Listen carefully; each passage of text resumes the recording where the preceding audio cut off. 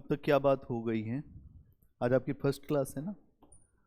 क्या बैकग्राउंड है आपका? पहले बताओ कुछ अपने बारे में। क्या बैकग्राउंड है? क्या कर रहे हैं एजुकेशन में? अच्छा, बीए कर रहे हैं। एंशियंट हिस्ट्री पे हम लोग चर्चा कर रहे थे, और एंशियंट हिस्ट्री में हम लोग अभी कहाँ पर हैं ये बताओ।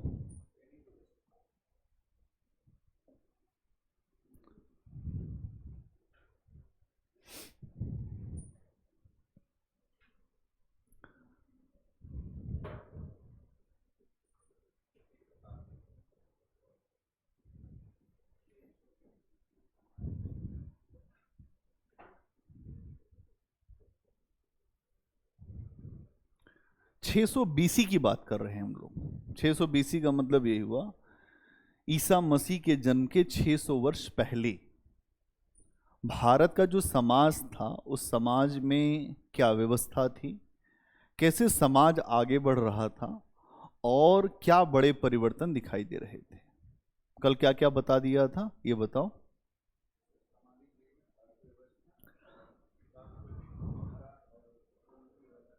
सामाजिक जीवन बताया था।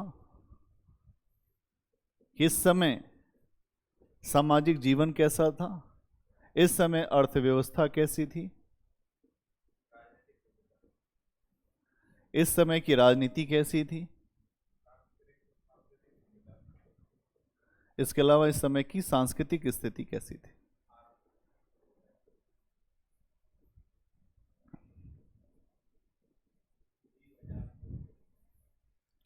इसके अलावा पूंजी बाजार और अर्थव्यवस्था।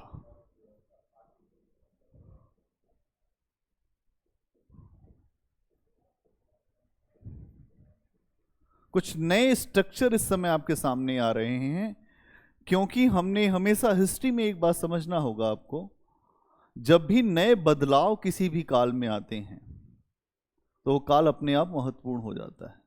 हिस्ट्री क्या है? हिस्ट्री कंटिन्यूटी के साथ बड़े बदलाव को दिखाने वाला विषय है। इतिहास क्या है? ये निरंतरता और परिवर्तन की कहानी है। 600 बीसी में क्या हुआ? ये सारे पंखे बंद करो शैलेंद्र। 600 बीसी में क्या हुआ ये हमें समझना होगा।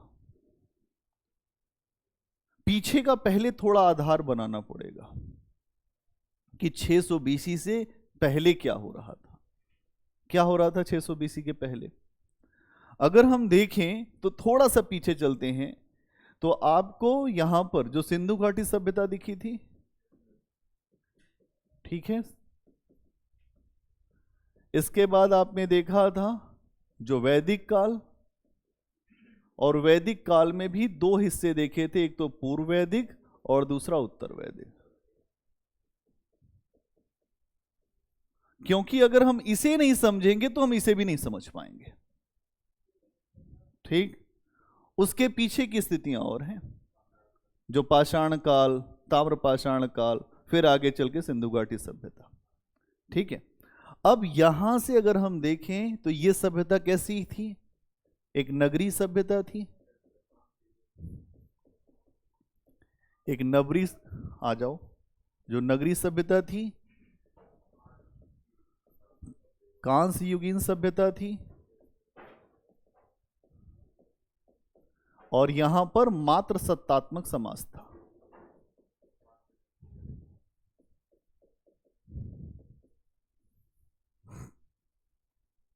इतनी बात समझ में आ गई?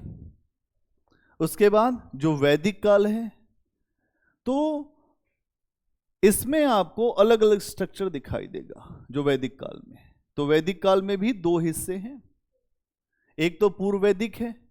तो पूर्व वैदिक काल में अभी समाज जो है कबीले पर आधारित था। क्या था? कबीला था। कबीले पर आधारित जब भी समाज होगा तो समाज समता मूलक होगा, समाज में बराबरी होगी, समाज में महिलाओं का स्थान काफी ऊपर होगा, समाज अच्छी अवस्था में होगा, समाज में महिलाओं की स्थिति बहुत अच्छी होगी। राजा का पद अभी कुछ नहीं होगा। अभी ये बात होगी कि कबीले का एक मुखिया होगा और मुखिया जो है वो कोई अधिकार नहीं रखेगा। अगर मुखिया को कुछ भी करना है तो उसे अपने कबीले के लोगों से सहयोग मांगना पड़ेगा। तो पूर्व वैदिक काल में अगर हम देखते हैं तो समाज में एक समता है, महिलाओं की स्थिति बहुत अच्छी है और इसके उदाहरण बहुत सारे ऋग्वेद में मिलते हैं।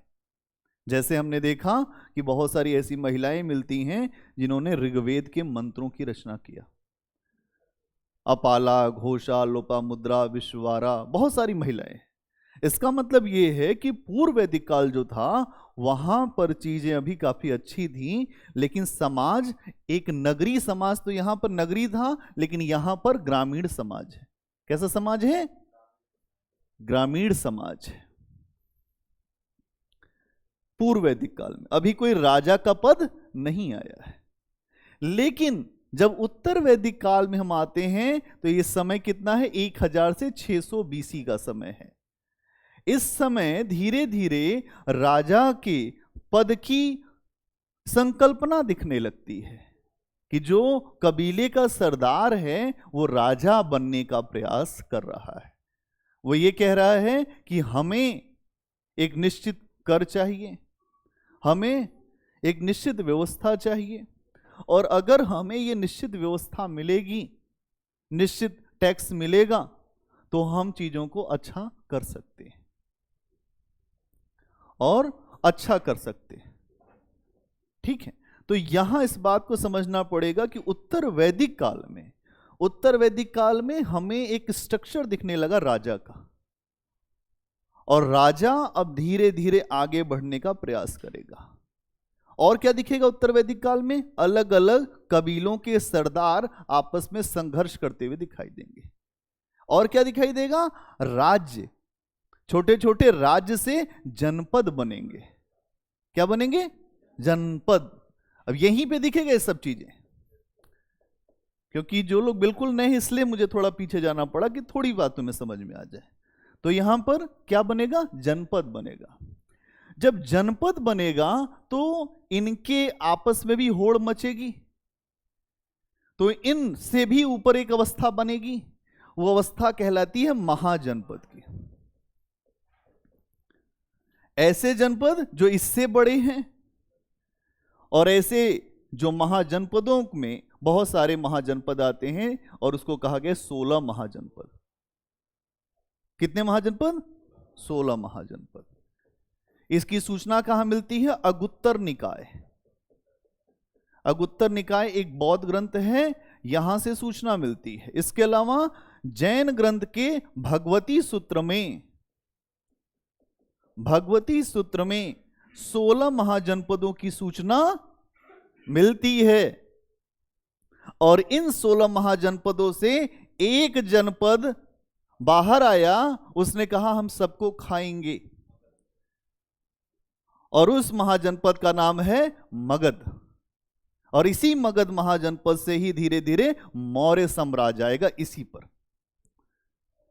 तो ये जो 600 बीसी की शताब्दी है, काफी महत्वपूर्ण शताब्दी है। इसी समय, ये तो एक पक्ष हो गया राजनीति का कि ये सारी चीजें आई, ये राजनीति का पक्ष हो गया। आपने यहां से लेकर यहां तक देखा कि उत्तर वैदिक काल तक आते आते राजा, राजन्य की अवधारणा सामने आ गई कि नहीं, राजा मैं हूं, और एक आनुवंशिक व्यवस्था चलने लगी कि राजा का पुत्र राजा, और धीरे धीरे फिर संघर्ष की परिस्थितियां पैदा हुई। तो जनपद से महाजनपद, और महाजनपद से भी जो मजबूत होगा वो आगे बढ़कर सामने आएगा।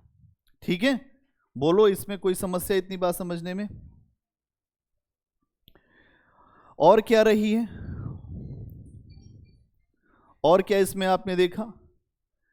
इसमें अगर आप देखोगे 600 बीसी में बहुत सारे बड़े बदलाव हो रहे हैं। क्या बदलाव हो रहे हैं? एक तो आपको जो व्यवस्था दिखाई देगी वो व्यवस्था ये दिखेगी कि लोहे का बड़े पैमाने पर प्रयोग होने लगा, और जब लोहे का बड़े पैमाने पर प्रयोग होने लगा तो लोहे ने जहां पर भी लोहा मिलेगा उस स्थान को उभरना होगा। मगध के उभार में लोहे की खानों का भी बड़ा महत्वपूर्ण है स्थान है। अगर मगध का उत्थान हुआ तो उसके अपने रिसोर्सेस के कारण भी हुआ। जो वहां पर जंगल थे, वहां पर हाथियों की उपलब्धता, लोहे की खान, उसकी भौगोलिक स्थिति। तो 600 बीसी में ये भी चीजें दिखेंगी आपको। और क्या दिखता है? अगर आप 600 बीसी को देखोगे तो 600 बीसी में धर्म का आडंबर वाला रूप दिखाई देता है। धर्म का आडंबर वाला रूप दिखाई देता है। कैसे साहब? अभी आपने देखा कि उत्तर वैदिक काल में जिसका समय क्या है 1000 से 600, इस समय तक आते आते कर्मकांड बहुत ज्यादा समाज में बढ़ चुका था। कुछ भी प्राप्त करना है, यज्ञ करो और उसमें आहुति दो, जो बलि दो, हत्या करो, उससे प्राप्त हो जाएगा सब कुछ। और इससे यह होने लगा कि जो समाज में हाशिए पर लोग थे, जो एकदम खराब अवस्था में थे, वो लोग यज्ञ हवन से दूर होते गए। उन लोगों के सामने एक समस्या आई कि हम क्या करें। स्ट्रक्चर क्या है समाज में?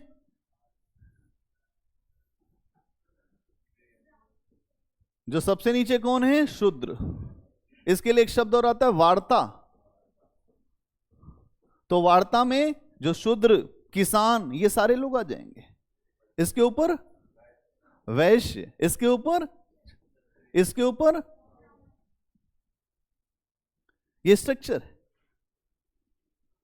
अब आप इस स्ट्रक्चर को समझ लो। पूर्व वैदिक काल में कोई स्ट्रक्चर नहीं था। पूर्व वैदिक काल में यह कहा गया कि हमारी जो व्यवस्था है, हमारा जो समाज है, इसमें कोई नियम ऐसा नहीं है, हर व्यक्ति अपना अपना काम कर सकता है। एक उदाहरण आता है ऋग्वेद में, जहां एक व्यक्ति यह कहता है कि मैं कवि हूं, जो मेरे पिता वैद्य हैं और मेरी माता आटा की चक्की चलाती हैं, फिर भी हम सब एक घर में रहते हैं। लेकिन उत्तर वैदिक काल में ये चीजें बदल गई। क्या कहा गया उत्तर वैदिक काल में? उत्तर वैदिक काल में कहा गया कि अब जो हमारा जन्म है वही हमारा कर्म है। आज भी आप देखेंगे व्यवस्था ऐसी ही चल रही है। कुछ ना कुछ लोग कहते हैं कि अगर हम ब्राह्मण हो गए, संयोग से ब्राह्मण घर में जन्म हो गया, तो हम ब्राह्मण साहब, हमको सम्मान दीजिए आप। ये नियम रहा है, इसी पे असमानता आएगी। ध्यान रखना, आज के समय में जो इतना ज्यादा विरोध है वो इसीलिए है कि असमानता को हमने बनाया है। वास्तविकता में देखा जाए, कोई भी ऐसी पुस्तक, धर्म ग्रंथ नहीं है जो ये कहता है कि ईश्वर ने अलग अलग बनाया है सबको। भगवत गीता में आता है कि चातुर्वर्ण्यम मया सृष्टम गुण कर्म विभागस्य। 4 वर्णों की रचना मैंने की, मैं कहता हूं, लेकिन और कर्म, जिसके अंदर अच्छे गुण हैं तो आप ब्राह्मण भी हो सकते हैं। आप ऊपर जरूर जन्मे हैं, लेकिन आपके कर्म अच्छे नहीं है तो आप शूद्र से भी नीचे। यह नियम है। लेकिन इसी नियम को खंडित कर दिया गया और यह कहा गया कि इसमें यह कहा गया है, ऋग्वेद के जो 10वें मंडल के पुरुष सूक्त में कहा गया है कि ब्रह्मा के मुख से ब्राह्मण, उनके हाथों से क्षत्रिय, उनके उदर से वैश्य और पैरों से शूद्र। पैर तो सबसे पवित्र होता है। पैर धोने के लिए ही तो केवट ने कहा राम से कि मैं आपका पैर धोना चाहता हूं। अगर यह बात है तो शूद्र सबसे ज्यादा पवित्र है। हमारी फिलॉसफी देखो थोड़ी अलग है, हम अलग तरीके से बताते हैं। एक निश्चित बात, आप जो मानते हो मुझसे मुझे कोई फर्क नहीं पड़ता है। हमारा अपना यह मानना है कि आपके दिमाग में जो रूढ़ियां हैं वो भी दूर होनी चाहिए। शिक्षा का यह भी काम है। अगर शिक्षा असली मिले तो उससे आपके दिमाग की जो भ्रांतियां हैं, समस्याएं हैं, वो भी आनी नहीं चाहिए। उत्तर वैदिक काल से इसी व्यवस्था को आगे बढ़ाया गया। और ब्राह्मणों ने यह कहा कि सूद पर पैसा देना, व्यापार करना, जो समुद्र की यात्रा करना, यह सब पाप है। क्या है? पाप है। पाप बताकर व्यापार को भी हतोत्साहित किया गया 600 बीसी में। इसी समय एक बहुत बड़े व्यक्ति जिनका उद्भव दिखाई देगा वो है महात्मा बुद्ध। इसीलिए बुद्ध ने व्यापारियों का बड़ा अच्छा सहयोग किया। उन्होंने कहा ब्याज पर पैसा देना कोई गलत काम नहीं। और बाद में आप देखेंगे व्यापारियों ने खूब बुद्ध को दान दिया, महावीर स्वामी को खूब दान दिया। चाहे वो जैन मत हो, चाहे वो बौद्ध मत हो, दोनों ही मतों को बड़े पैमाने पर सहयोग दिया गया। ये सहयोग ऐसे ही नहीं हो रहा है। वैदिक कर्मकांड की जो व्यवस्था थी उससे नीचे के वर्ग ऊब चुके थे, खासतौर से वैश्य और शूद्र। इसीलिए छठी शताब्दी ईसा पूर्व में 600 बीसी में बड़े बदलाव दिखाई दिए गए धर्म के क्षेत्र में भी।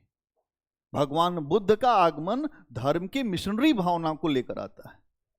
वो कहते हैं कि धर्म छूने खाने से नष्ट होने वाला धर्म नहीं है। धर्म ने ऐसे ऐसे लोगों को अपनाया है तो उसे अच्छा कर दिया। अगर आप संयोग से एक व्यवस्था में ऊपर आ गए हैं तो आप अच्छे हो जाएं, इसकी गारंटी नहीं है। बुद्ध ने इन प्रश्नों पर आवाज उठाई। ये 600 बीसी में सबसे महत्वपूर्ण अगर हमको समझना पड़े तो भगवान बुद्ध को समझना है। हमने अभी तक आपको जितनी बातें बताई उसके पीछे का आधार क्या रखा था? उसके पीछे का आधार यही रखा था कि 600 बीसी में धर्म बहुत तेजी से आडंबर के रूप में बढ़ा और लोगों के जीवन को समाप्त करने लगा। लोग कसमसाने लगे कि भाई हम ऐसे नहीं चल पाएंगे। अभी आपने देखा किसी समय श्रेणी संगठन आ रहा है। क्या आ रहा है? श्रेणी संगठन। ये क्या होता है? श्रेणी एक व्यापारियों का समूह होता है। एक बार नोट्स देख लेना पीछे का तो तुम्हें सारी बातें हो जाएंगी क्लियर। तो क्या होता है श्रेणी? ये व्यापारियों का समूह होता है। इस समय 600 बीसी में तुम देखोगे तो बहुत सारी जो श्रेणियों की भी हमें सूचना मिलती है। कपड़े का व्यापार करने वाली श्रेणी, जो नमक का व्यापार करने वाली श्रेणी, जो लोहे का हर प्रकार के जो उत्पादन होते थे उनका व्यापार करने वाली श्रेणियां होती थी।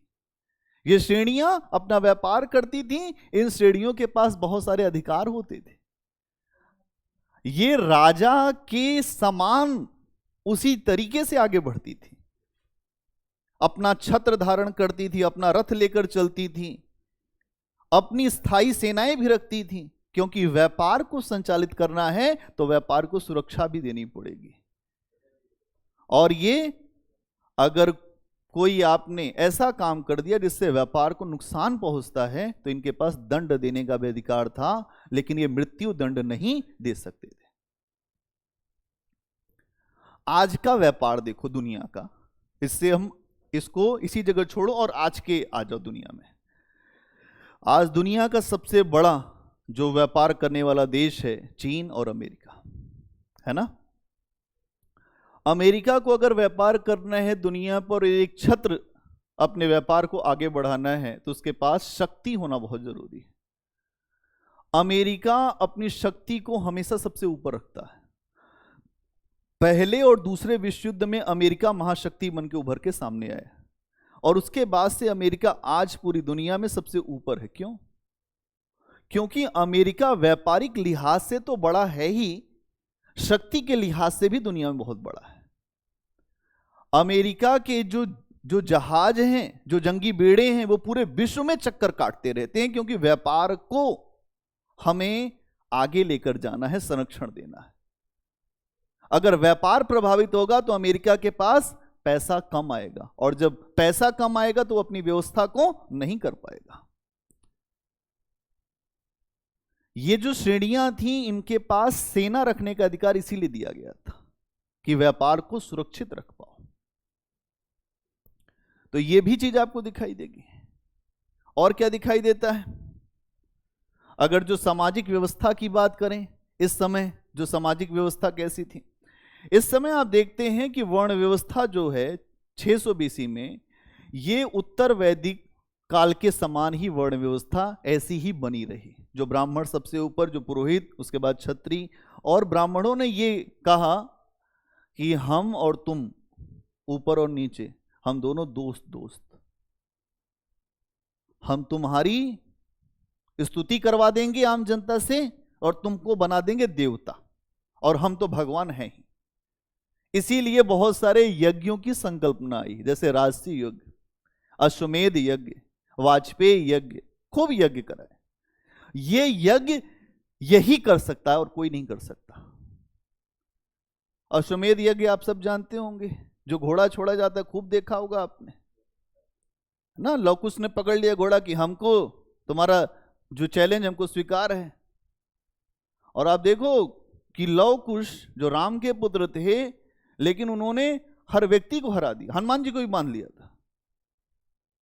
तो शक्ति किसी एक व्यक्ति के हाथ में नहीं है, जो अभ्यास करेगा उसके पास शक्ति आ जाएगी। तो यहां पर व्यवस्था ऐसी बनी रही। इसके अलावा कुछ नए नियम भी डाले गए। एक नया नियम यह डाला गया कि इस समय एक आपद धर्म की संकल्पना रखी गई।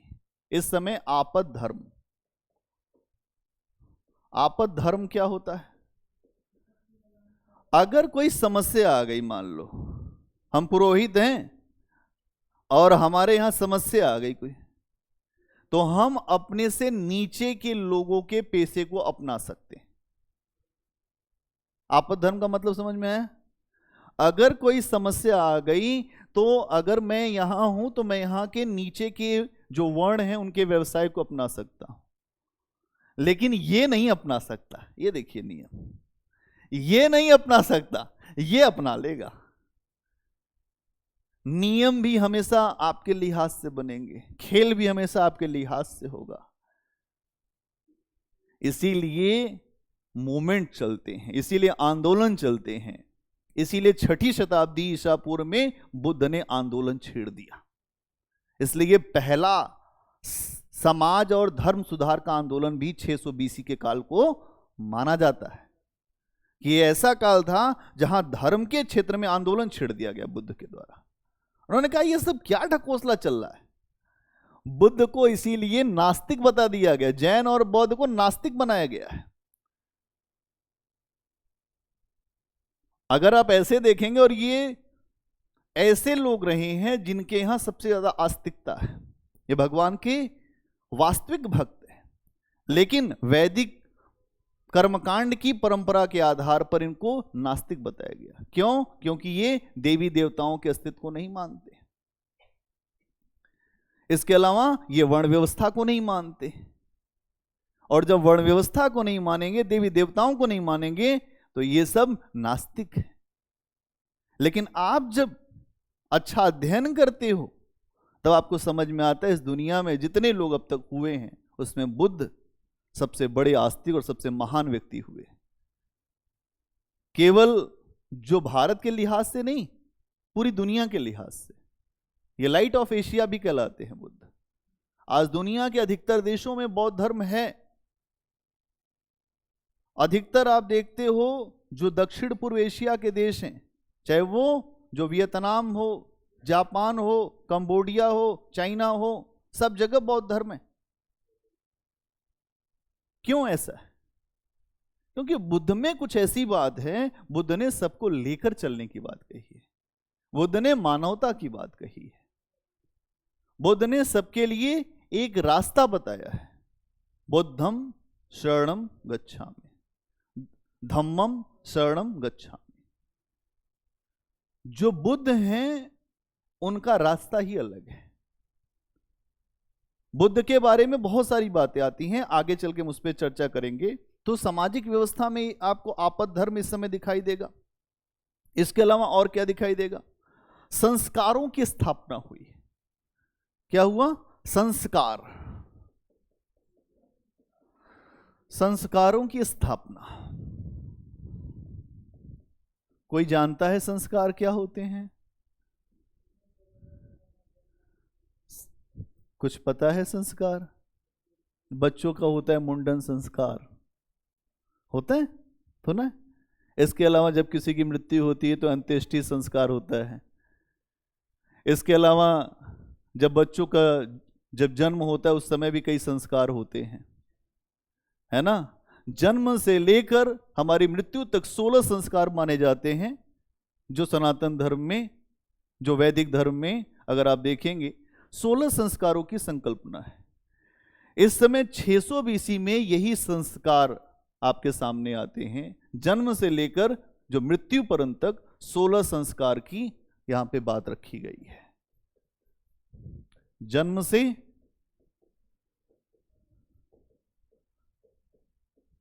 से मृत्यु पर्यंत तक पूरे संस्कारों की श्रृंखला है।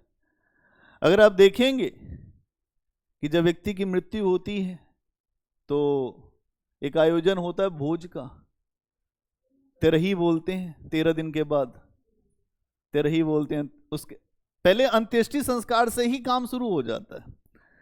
जब उसको लेकर जाएंगे तो एक आदमी तो चला गया, अगर जो बूढ़ा गया तो लोग ठीक है चलो भैया, कोई नौजवान गया तो लोग रोएंगे गाएंगे। उसके बाद जैसे ही वहां पर दाह संस्कार हो जाएगा फिर सबको भूख बहुत तेज लग जाती है। अगर सामान्य व्यक्ति के घर का है, जिसके पास नहीं पैसे, उसकी मृत्यु हो गई, आप ये देखेंगे कि एक बहुत बड़ी समस्या है। समाज सहयोग से ज्यादा उस समय भी उस परिवार के ऊपर एक नया दुख आ जाता है, आर्थिक दुख। पैसा नहीं है लेकिन सारी व्यवस्थाएं करनी है। 13 दिन के बाद भोज भी कराना है, 1000, 2000, 500, 100, 200 आदमी को भोजन कराना है। इसके अलावा जो ब्राह्मण हैं उनको अलग से देना पड़ता है, कपड़ा लत्ता, जो लोटा सोटा ये सब दे दिया। भैया ये सब नहीं पैसा है तो क्या होगा? सोचो जरा। ये है कर्मकांड। भगवत गीता में इन सारी चीजों के लिए नहीं कहा गया है, ये सारी व्यवस्थाएं बनाई गई हैं। और इन व्यवस्थाओं से सबसे बड़ा लाभ किसको है? ये सिस्टम ऐसा क्रिएट कर दिया गया है कि जिसके पास है दिमाग वो हमेशा कुछ न कुछ व्यवस्थाएं चलती रहेंगी। तो इस समय आपको यह भी दिखाई देगा संस्कार, और क्या दिखाई देगा? अस्पृश्यता दिखाई देगी। अस्पृश्यता का मतलब क्या होता है? अनटचबिलिटी, छुआछूत। छुआछूत क्या होती है बताओ जल्दी से दोस्तों, ना बताओ छुआछूत क्या होती है? क्या होती है छुआछूत? कहीं देखा है तुमने छुआछूत? कहीं होता है? हाँ, अस्पृश्यता का मतलब ये होता है कि हमको किसी ने छू दिया, हमारा धर्म नष्ट। पहले ऐसा नियम था, 600 बीसी के आसपास तो इतना खतरनाक नियम था कि जो नीचे के वर्ग थे जब वो चलते थे तो आवाज निकाल कर चलते थे, वो डंडा बजा कर चलते थे कि हम चल रहे हैं और कोई ना निकले। और इनके जाने के बाद वो स्थान उसको वो धुलवाया जाता था, तब ये महोदय निकलते थे। नहीं, वही तो होते रहे होंगे, यही लोग जो नीचे वाले। देखो धर्म अभी आएंगे उस पे, काम हर चीज यही करते थे, खेती किसानी सब कुछ, अनाज इनका, लेकिन इनको छू नहीं सकते। अनाज छुआ खा लेंगे। खतरनाक टाइप का इनका है ना धर्म। आप धर्म को क्या समझते हो? यहां पर अस्पृश्यता का मतलब यह हो गया कि छूने और खाने से धर्म नष्ट हो गया। आर्टिकल 17 अस्पृश्यता को जो निषेध करता है, अगर आप देखेंगे अनुच्छेद 17 कहता है अस्पृश्यता अपराध है। होटल में गए, आपसे कोई आपकी जाति नहीं पूछ सकता, धर्म नहीं पूछ सकता, पहले क्या था, पहले अलग अलग लोग अलग अलग समय भोजन करते थे। सबसे पहले ब्राह्मण साहब, फिर क्षत्रिय जी, फिर वैश्य, फिर शूद्र भोजन करते थे। ये नियम है गांव का। अगर आज भी जाएंगे तो आपको ये नियम वैसे भी मिल जाएगा थोड़ा बहुत। क्यों भाई, है कि नहीं है कि पहले इनको खिला दो भैया ऊपर वाले। अगर ये लोग भी बुलाते हैं किसी को, पहले तो इनके यहाँ कोई जाता नहीं। आज भी नियम ये है कि अगर देखेंगे कि अगर जो शूद्र के यहाँ विवाह है उसने बुला भी लिया, ये लोग भी गए लेकिन भोजन नहीं करेंगे। तो इस समय ये सारी व्यवस्थाएं भी, अस्पृश्यता उत्तर वैदिक काल में नहीं थी, लेकिन अब यहां अस्पृश्यता दिख रही है। धर्म नहीं हो गया छुई मुई का पौधा हो गया कि आपने छू दिया और पौधा मुरझा गया। नहीं, ऐसा ही धर्म इस समय दिख रहा है। और क्या दिख रहा है? इसके अलावा वैश्यावृत्ति की प्रवृत्ति दिखाई देती है इस समय। ये भी आपको समाज में दिखाई देता है। ये क्या है वैश्यावृत्ति की प्रवृत्ति, और ये क्यों आती है? जब भी नगरीकरण होगा तो नगरीकरण के बाद कुछ चीजें सामने आएगी। एक चीज आएगी वैश्यावृत्ति, कि महिलाओं को ऐसी स्थिति में डाल दिया जाएगा जहां अर्थ मतलब बहुत ज्यादा महत्वपूर्ण हो जाए, तो वहां पर उपभोक्तावादी संस्कृति का विकास होता है और महिलाओं को वस्तु के रूप में रख दिया जाता है। और ये वस्तुकरण ही बहुत ज्यादा इनके शोषण का कारण रहा है। जब भी आप किसी चीज को वस्तु बना दोगे तो वो शोषण के लिए हो जाएगी। तो यहां पर जैसे जैसे नगरीकरण बढ़ेगा, 600 BC में नगरीकरण भी हुआ। जब लोहे का बड़े पैमाने पर प्रयोग हुआ तो खेती किसानी के क्षेत्र में बहुत ज्यादा उत्साहवर्धक हमको रूप दिखाई देता। उत्पादन बहुत बढ़ गया, और जब उत्पादन बढ़ जाएगा तो अधिशेष आएगा। अधिशेष क्या होता है? सरप्लस। जैसे आप किसी जगह हो, गांव में उत्पादन किया गया, उत्पादन करने के बाद अपने खाने के लिए रख लिया गया और सारा अनाज बेच दिया गया, इसको कहते हैं अधिशेष। और जब अधिशेष निकलता है तो आय बढ़ती है और वही अनाज पहुंचता है शहरों में। फिर उसी अनाज का जो 1 रुपए में खरीदा गया उसको 3 रुपए में बेचा जाता है शहरों में। ये जो मुनाफा है, ये मुनाफा कमाते हैं व्यापारी। मेहनत कौन करता है? किसान। तो मुनाफा कौन कमाता है? व्यापारी। उन्होंने कभी खेत का मुंह नहीं देखा, लेकिन व्यापार से सबसे ज्यादा मुनाफा उन्हीं को मिलता है। तो यहां समझना पड़ेगा कि इस समय यह भी दिखता है कि हमें एक ऐसी प्रवृत्ति दिखाई दे रही है जो वैश्यावृत्ति की प्रवृत्ति है। उसके पीछे का आधार क्या है? नगरीकरण जब भी होगा, अलग अलग नगर बनेंगे, उनका उदय होगा, तो हमें इस तरह की प्रवृत्ति भी जो साफ साफ दिखेगी। इसके अलावा विवाह की संस्था का उदय हुआ 600 BC में ही। हम देख रहे हैं कि इस समय में क्या क्या हो रहा है जो समाज के अंदर। ये जो हमारा टॉपिक क्या है? 600 BC का समाज।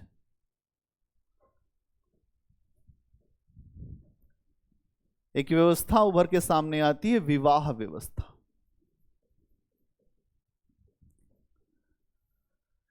क्या है विवाह व्यवस्था? आप सब जानते हैं, विवाह अच्छा और बुरा। इसमें आप देखेंगे कि एक ऐसा जो विवाह का मतलब हुआ कि पति पत्नी मिलकर एक अच्छे जीवन को आगे बढ़ाएंगे। एक ऐसा संबंध होगा जो अटूट होगा, जो कभी टूटेगा नहीं। अटूट संबंध की बात की गई है। अटूट संबंध क्या है? विवाह एक अटूट संबंध है। लेकिन आज के समय में आप देखेंगे इसको तोड़ने के भी उपाय हैं बहुत सारे। नहीं, अब तो ये तलाक तलाक तलाक, इस्लाम में तो 3 बार में ही मामला हो जाता था, लेकिन अब उसको रोक दिया गया। नहीं, तो महिलाओं का बहुत स्थान हल्का रखा गया था। लेकिन ये जो है स्थिति, तलाक, अगर मान लीजिए हमेशा शोषण हो रहा है तो मरने से अच्छा है कि अपने आप को अलग किया जाए। क्या किया जाए? अलग किया जाए। अगर हम अलग नहीं कर रहे हैं और अपने जीवन को उसी ढर्रे पर लेकर आगे बढ़ रहे हैं तो हमारा जीवन बहुत अच्छी स्थिति में नहीं होगा। क्या होगा? नहीं होगा। लेकिन यहां आप देख रहे हैं एक विवाह को अटूट संबंध बताया गया है और 8 प्रकार के विवाह का हमें यहां पर उल्लेख मिलता है। 8 प्रकार के विवाह, 8 प्रकार के विवाह। 4 ऐसे विवाह, 4 विवाह मान्य हैं और 4 विवाह अमान्य हैं।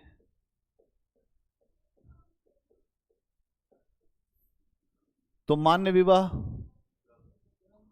चलो ब्रह्म विवाह,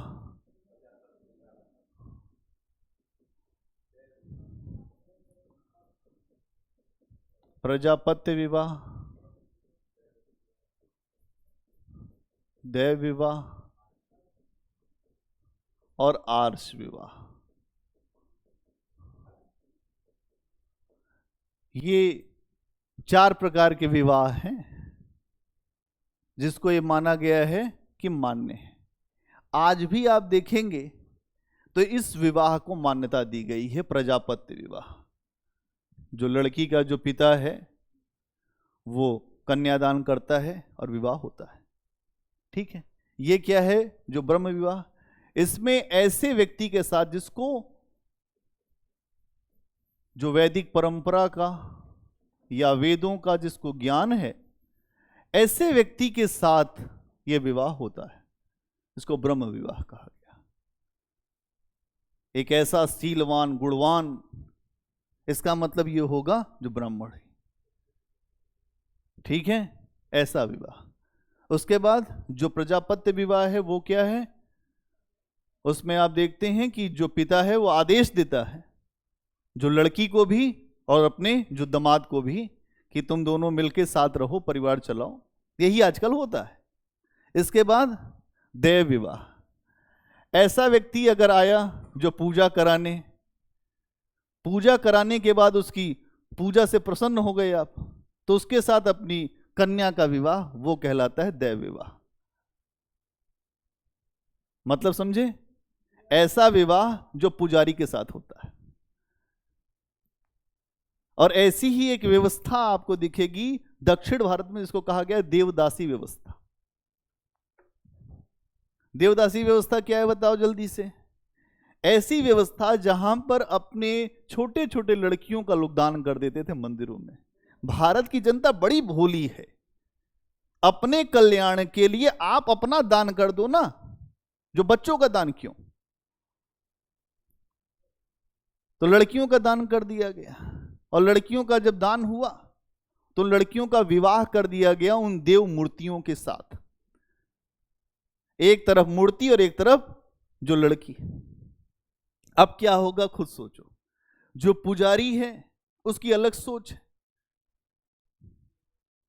धीरे धीरे वहां पर यह कहा गया कि ऐसा है कि जो देवता है वो नृत्य देखते हैं, स्वर्ग में इंद्र देखता है और यहां के मंदिर में ये भी देव मूर्ति नृत्य देखेगी। फिर नृत्य होने लगा, वो देवदासियां नृत्य करने लगी। फिर जो पुरोहित है वो भी नृत्य देखता था और अगल बगल के जो सामंत थे उनको भी बुला लेता था, कहे आओ तुम लोग भी। और धीरे धीरे वो देवदासी जो व्यवस्था है वो आडंबर का और अव्यवस्था का केंद्र बन गई और महिलाओं के शोषण का भी केंद्र बन गई। खूब हुआ है ये सब। तो यहां समझना पड़ेगा कि इस तरह की व्यवस्थाएं भी भारत में रही है। तो देव विवाह और इसके बाद आर्ष विवाह। आर्ष विवाह क्या होता था? जो लड़की का पिता है उसको चाहे एक बैल या गाय का जोड़ा दे दो, उसके बाद उसकी कन्या से विवाह कर लो। हाँ वो, और इस जगह दहेज कौन देगा? जो लड़के वाले देंगे, लड़की वाले नहीं देंगे। अब तो लड़की वाले पे डाल दिया गया है कि अब अपनी लड़की को देना है, आप दे, हमें नहीं चाहिए। एक लोग मुझे मिले थे तो बड़ा मुझे आज भी याद आता है, उन्होंने मुझसे कहा कि हमें एकदम दहेज नहीं चाहिए। हम के बड़े अच्छे व्यक्ति हैं। अगर आपको दहेज नहीं चाहिए, इससे अच्छा क्या है? फिर अगली लाइन, अब जो लड़की के पिता ने जो संकल्प लिया होगा उसके लिए हम मना नहीं कर सकते। अरे भाई, लड़की के पिता ने फिर क्या संकल्प लिया होगा? क्या संकल्प लिया होगा?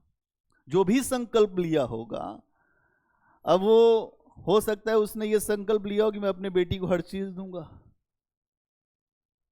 तो आपने नहीं मांगा लेकिन आपको मिल सब गया, आप उसके लिए नहीं मना कर रहे हो। अरे कि आप बिल्कुल परेशान मत होइए, हमारे पास सब कुछ है। लोग कहते हैं हमारे पास भगवान का दिया सब कुछ है, बस कहीं बेटी चाहिए, और बाद में बेटी चाहते जाते फिर एक, देखिए ऐसा है कि वहां वाला जो हमारा काम है वो देख लेते, ज्यादा अच्छा था, उस जगह की व्यवस्था देख लीजिए। 1 रुपए के संकल्प लेने वाले लोग बहुत खतरनाक होते हैं, जो कहते हैं हमको 1 रुपया दे दीजिएगा, बाद में वो 1 करोड़ रुपए ले लेते हैं। क्षमता से ज्यादा लेने का प्रयास करते हैं। तो यहां आप देखेंगे ये 4 प्रकार के विवाह जो मान्य विवाह थे। अमान्य विवाह बताओ। असुर, हर विवाह के नाम के आगे असुर या पिशाच आपको दिखाई देगा। असुर विवाह, असुर विवाह होता है। इसके अलावा और कौन सा? पिशाच विवाह और राक्षस। बहुत बढ़िया।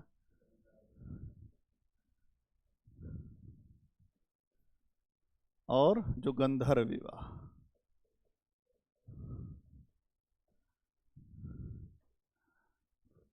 चार प्रकार के विवाह है जो अमान्य है। जिस चीज को जनता बहुत ज्यादा मना करती है वही विवाह बहुत अपील कर जाते हैं। नहीं, असुर विवाह में आप देखेंगे जो लड़की को खरीद कर, ये विवाह भी आपको अलग अलग स्थानों पर दिख जाएगा। जैसे राजस्थान हरियाणा में आप जाएंगे तो ये लोग लड़की ही खरीद लाते हैं, जैसे नेपाल से खरीद लाए। अशिक्षा जहां है वहीं से आएंगी लड़कियां, या बांग्लादेश से ले आए, जो बिहार से ले आए, भाई अलग अलग स्थानों से ले आए। नहीं, हटा दो भाई, बिहार हटा दो लाइन से, जो संसद कार्रवाई से बिहार हटाओ। अलग अलग स्थानों से ले आए। बस इतनी बात समझ लो कि ऐसे विवाह को आप अच्छा विवाह तो नहीं मान सकते, लेकिन यह है कि ये जो विवाही है। ठीक, इसके बाद जो पिशाच विवाह, इच्छा के विरुद्ध, ये भी विवाह आपको खूब दिखते होंगे। इच्छा के विरुद्ध विवाह। अब मान लीजिए कि एक तरफा किसी का प्रेम है, उस प्रेम में बड़ी समस्याएं होती हैं, लोग बहुत ज्यादा भावुक हैं। अगर इच्छा के विरुद्ध का मतलब यह है कि इच्छा नहीं है तो विवाह नहीं हो सकता, लेकिन कुछ लोग इस मानसिकता के होते कि हमको कोई मना नहीं कर सकता, हम इतने बड़े सामंत हैं, और ऐसे विवाह में हिंसा भी हो जाती है। तो ऐसे विवाह जो होते हैं वो पिशाच विवाह कहलाते हैं। पिशाच मतलब होता है भूत प्रेत राक्षस टाइप का व्यक्ति हो। नहीं, ऐसे लोग जो विवाह करते हैं किसी जो लड़की के साथ उसकी इच्छा के विरुद्ध, ऐसे विवाह को कहते हैं पिशाच विवाह। फिर राक्षस विवाह, एक ही चीज। अब देखिए इसमें क्या होता है, अपहरण हो जाता है।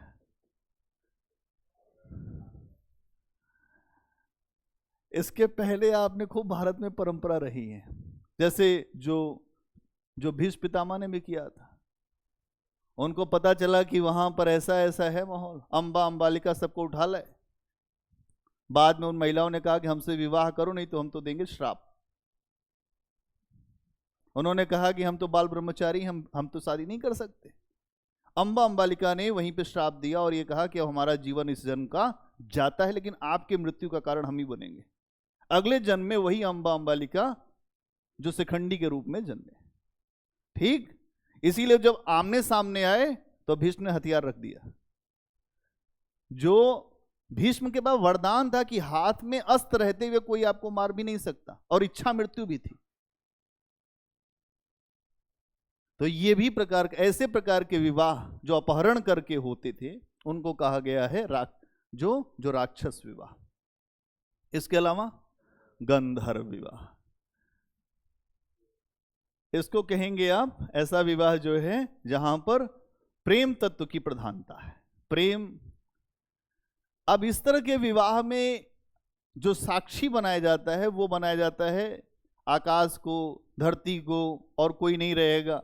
एक दूसरे को माला पहना दिया, जो मंदिर में ईश्वर को साक्षी मान लिया, और ये कहा गया कि आज से हम लोग पति पत्नी हो गए। ये विवाह आज के समय में लोगों को बड़ा अपील करता है, तो लव मैरिज।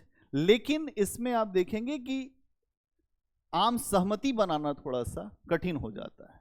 जिस माता पिता ने आपको इतने समय तक पाला पोसा, आपने इस लायक भी नहीं समझा कि उसको बुला लिया जाए, अपनी इच्छा जो सर्वोपरि हो गई। होता क्या है कि मानव अपनी इच्छाओं का गुलाम है। इच्छाएं इतनी ज्यादा बढ़ चुकी हैं कि इच्छाओं को रोक पाना असंभव सा हो गया है। अब ये देखिए, ये कह रहे हैं कि हम तो मानेंगे ही नहीं। हाँ, मतलब अब भाई अपनी अपनी समस्याएं हैं। जब व्यक्ति अपने माता पिता को याद रखता है तब ये सब काम थोड़ा सा करने से पहले जो सोचता है। आप इस स्तर पे आ गए हैं तैयारी के कि अब यहां ये सब बातें हों तो कोई बड़ी बात नहीं है, बहुत आसान सी बातें हैं, सामान्य बात है। मेरा ये अपना मानना है, अगर आपको ऐसा भी विवाह करना हो तो उसमें कोई समस्या नहीं, आप हो जाइए सफल, करिए फिर अपने हिसाब से, आम सहमति हो जाएगी, अपने आप हो जाएगी। लेकिन समय से पहले कर लिए तो फिर उसके बाद हर व्यक्ति के लिए जो समस्या का कारण बनेगा। तो ये चीज यहां पर आपको जो विवाह व्यवस्था दिखती है। और क्या दिखाई दिया था इस समय की अर्थव्यवस्था?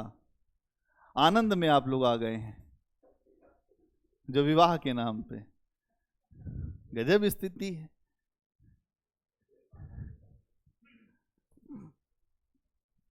(600 BC की अर्थव्यवस्था,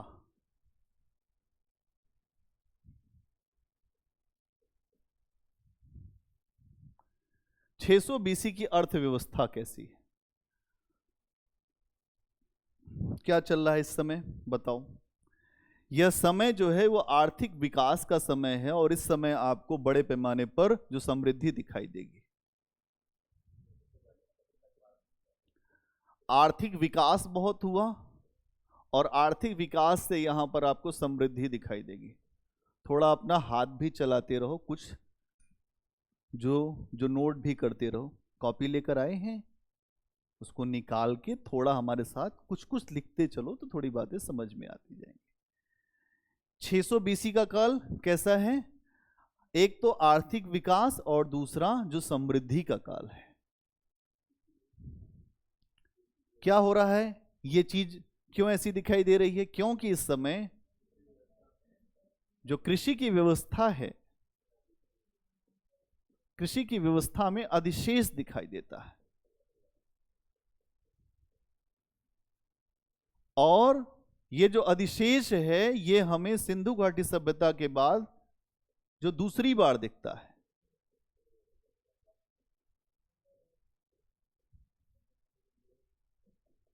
के बाद ये हमें दूसरी बार दिखता है।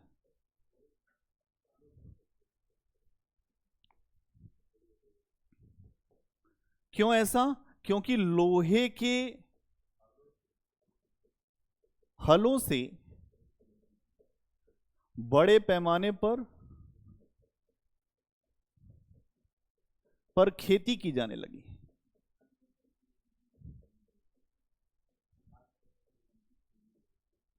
इसके अलावा धान रोपण की भी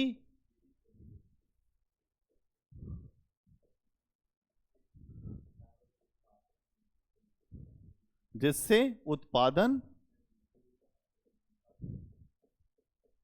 की वृद्धि, और इसने अगर हम देखेंगे आर्थिक विकास को बढ़ाया, और जब आर्थिक विकास बढ़ेगा तो लोगों के जीवन में समृद्धि भी आएगी। और इसी से अगर आप देखोगे तो जनसंख्या में वृद्धि दिखाई देती है। जनसंख्या में वृद्धि, और इसी ने नगरीकरण को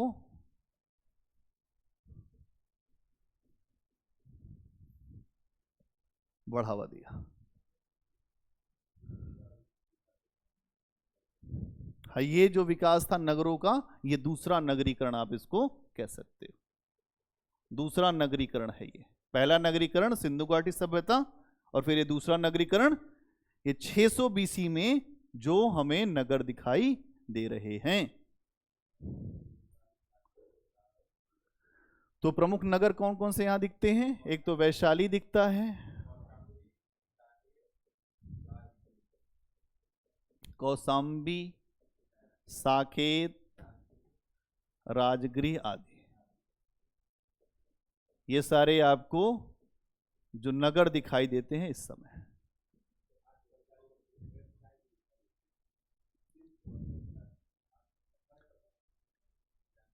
इस समय अगर आप देखेंगे तो राजगृह से हमें एक सूचना मिलती है कि 18 प्रकार के व्यवसाय यहां होते थे। 18 प्रकार के व्यवसाय की सूचना मिलती है। इसका मतलब इस समय ये आ गया कि लोग अलग अलग प्रकार के व्यवसाय करते थे। कोई कपड़े का व्यवसाय करता होगा, कोई अन्य अन्य प्रकार के व्यवसाय करते होंगे, कोई सब्जियों का करता होगा, फल का करता होगा। सारे प्रकार के व्यवसाय आपको दिखाई देते हैं, है ना। हर तरह के, चाहे वो मिट्टी के बर्तन हो या सोने का काम करने वाले हों, हर प्रकार के व्यवसाय की सूचना हमें मिलती है। ठीक है, ये है 600 बीसी की अर्थव्यवस्था। बोलो फटाफट, वंशिका आई बात समझ में बेटा? इसके बाद हाँ, मुद्रा और पूंजी बाजार।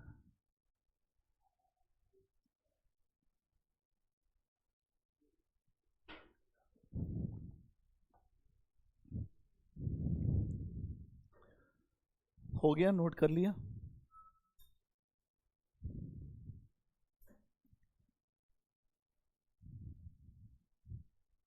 अगला पॉइंट बनाते हैं, जो मुद्रा और पूंजी बाजार इस समय हमें जो दिखाई देता है। एक तो मुद्रा और पूंजी बाजार।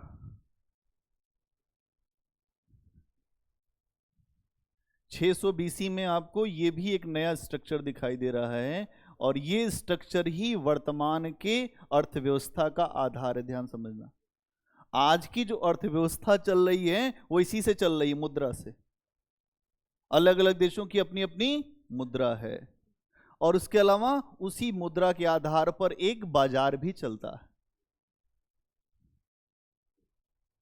अगर इसको समझ लोगे तो आज की इकोनॉमी भी समझ पाओगे। इकोनॉमी जो शब्द है उसकी व्यवस्था कैसे चलती है? मुद्रा क्या होती है? हम 1 रुपए लेकर गए और हमने कुछ खरीद लिया। पहले ऐसा नियम नहीं था। पहले आप लेकर गए, जो गेहूं लेकर गए तो बदले में लेकर आए नींबू। लेकिन अब उसके स्थान पर एक नया स्ट्रक्चर दिखने वाला है। यह स्ट्रक्चर ही आधुनिक नगरीकरण का आधार बनाएगा, और इसको समझ गए तो हम अर्थव्यवस्था को समझ पाएंगे, इकोनॉमी को समझ पाएंगे। इस समय आपको देखेंगे कि भारत के इतिहास में पहली बार मुद्रा और पूंजी बाजार की संकल्पना दिख रही है। पूरे भारत के इतिहास में पहली बार 600 बीसी में एक तो मुद्रा का स्ट्रक्चर दिखा, और आपको पूंजी बाजार की स्थितियां यहां पर दिखती है। इस समय आप देखेंगे कि जो हमको मुद्रा हमारे सामने आती है, उसके लिए एक शब्द आता है आहत सिक्के। इसके लिए एक शब्द आता है आहत सिक्के। आहत सिक्के अगर आप देखें तो इन सिक्कों पर एक चीज आपको नहीं मिलेगी, तिथि नहीं मिलेगी। तिथि नहीं मिलेगी। तो 600 बीसी के स्ट्रक्चर में जो सिक्के मिल रहे हैं उनको क्या कहते हैं? आहत सिक्के। आहत सिक्कों में भी 2 हिस्से आपको दिखाई देंगे। एक सिक्का आपको दिखाई देगा चांदी का, और एक सिक्का आपको दिखाई देगा तांबे का। चांदी के सिक्के में भी दो हिस्से आपको दिखते हैं। एक तो आपको दिखेगा जो सतमान कहलाता था और दूसरे का नाम था कसारपड़। ये दो सिक्के दिख रहे हैं। तांबे के सिक्के में भी दो हिस्से आपको दिखते हैं। एक तो मासक सिक्का कहलाता था और दूसरा सिक्का था काकड़ी। इसका मतलब क्या है कि इस समय हमें सिक्के भी मिलने लगे और ऐसे सिक्कों पर कोई तिथि नहीं है और इन सिक्कों में भी अलग अलग रूप हैं। कहीं न कहीं अब लोग सिक्कों के आधार पर व्यापार करने की जो व्यवस्था थी उससे परिचित हुए होंगे।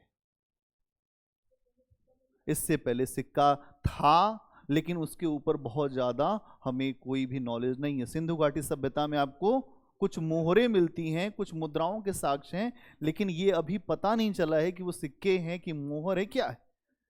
लेकिन यहां पर आपको ये पहली बार भारत के इतिहास में सिक्कों का स्ट्रक्चर इसी समय दिखता है और इसी सिक्कों से ही आप बहुत सारी चीजों को देखते हैं।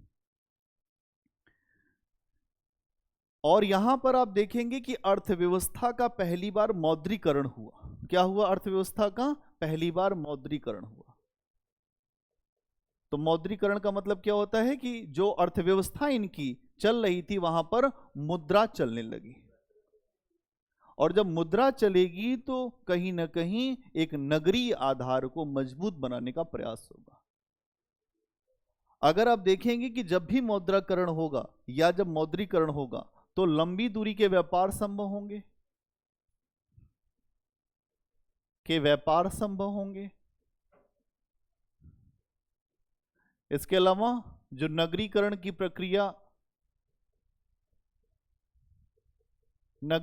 प्रक्रिया को बढ़ावा मिलेगा। बोलो फटाफट।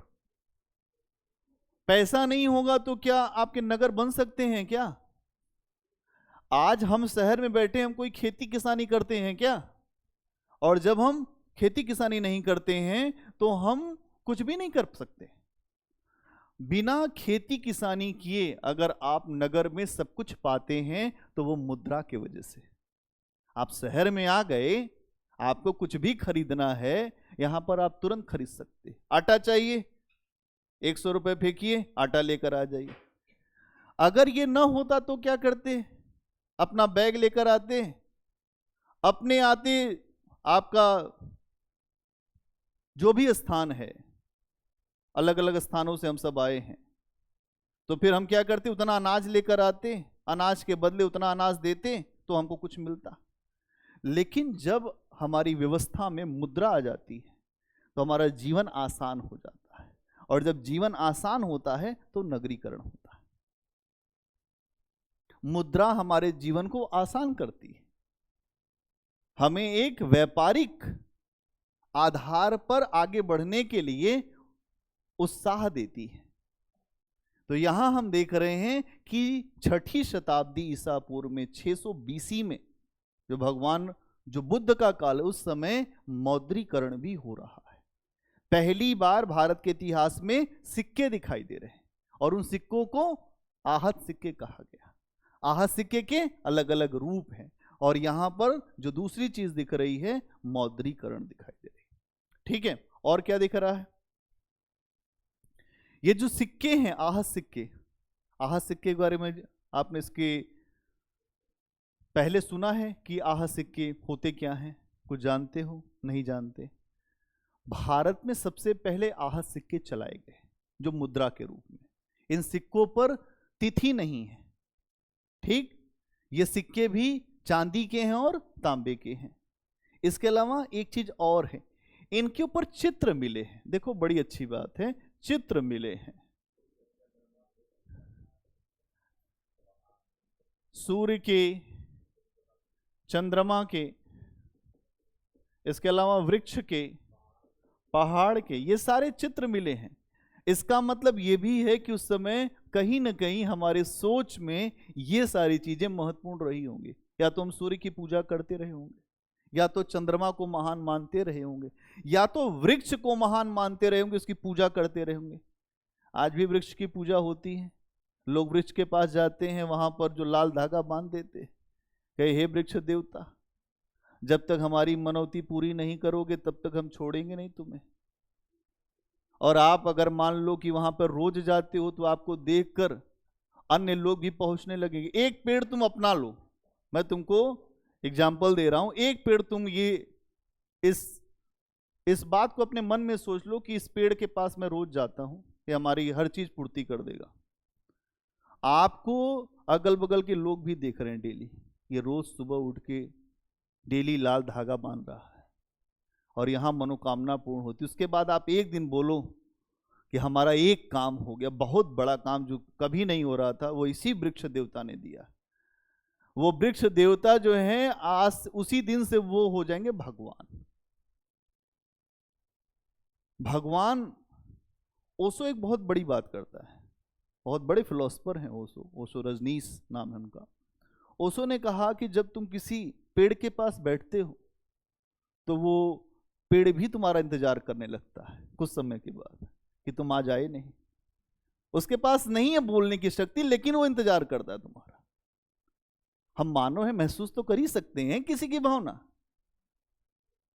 ओशो बहुत बड़े दार्शनिक हुए, इसीलिए अमेरिका और हर जगह उनके जो नाम का सिक्का चलता है, लोग उनकी बात मानते हैं।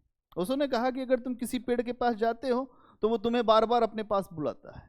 जब तुम पहुंचते हो तो उसको बहुत अच्छा लगता है, फिर तुम बैठते हो वहां सोचते हो।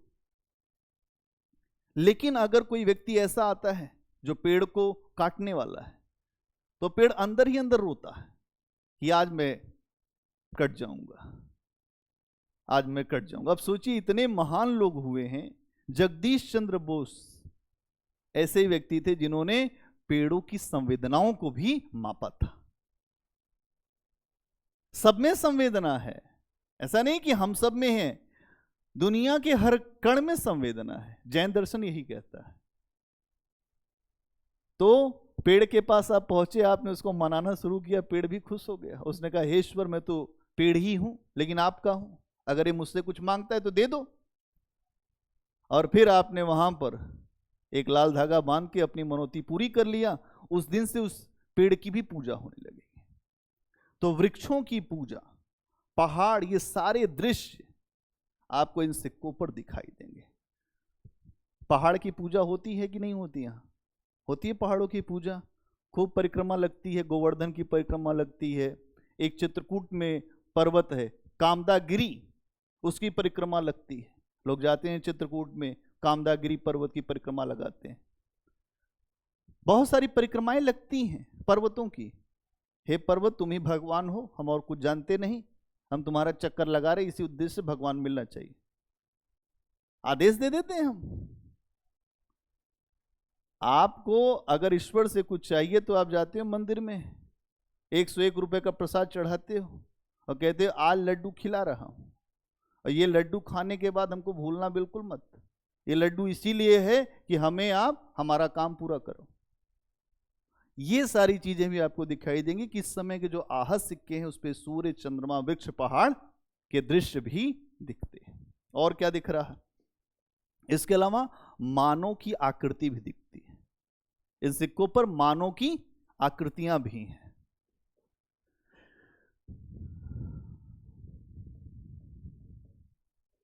मानव आकृति, इसका मतलब हो सकता है कि कोई जो राजा हो सकता है कि आम व्यक्ति के भी चित्र हो सकते हैं। तो हमें ये सारी चीज दिखती है। अगर आप देखेंगे कि ये जो सिक्के थे, जो आहत सिक्के थे, इनका जो प्रचलन था वो राजाओं के द्वारा नहीं हुआ था। इनका आरंभिक प्रचलन करवाया गया व्यापारियों के द्वारा। किसके द्वारा? व्यापारियों के द्वारा। ये जो सिक्के थे इनको व्यापारियों के द्वारा, इनका अगर आप देखेंगे आरंभिक प्रचलन कराया गया।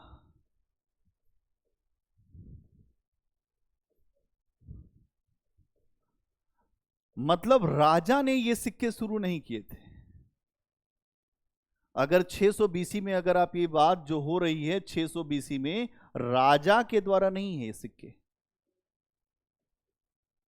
राजा के द्वारा नहीं, ये सारी चीजें अभी इनिशियल लेवल पर व्यापारी के द्वारा हो रही है। और आप धीरे धीरे देखेंगे कि राजा भी इसी व्यापार में धीरे धीरे इनको नियंत्रण करने का प्रयास करेगा, और जब राजा नियंत्रण करने का प्रयास करेगा तो अर्थव्यवस्था रुकने लगेगी। तो यहां यह चीज दिखेगा।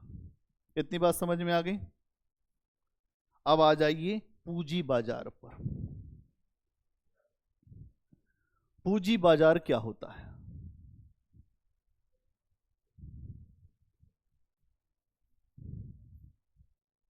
पूंजी मतलब होता है कैपिटल, और जो बाजार मतलब होता है मार्केट, कैपिटल मार्केट।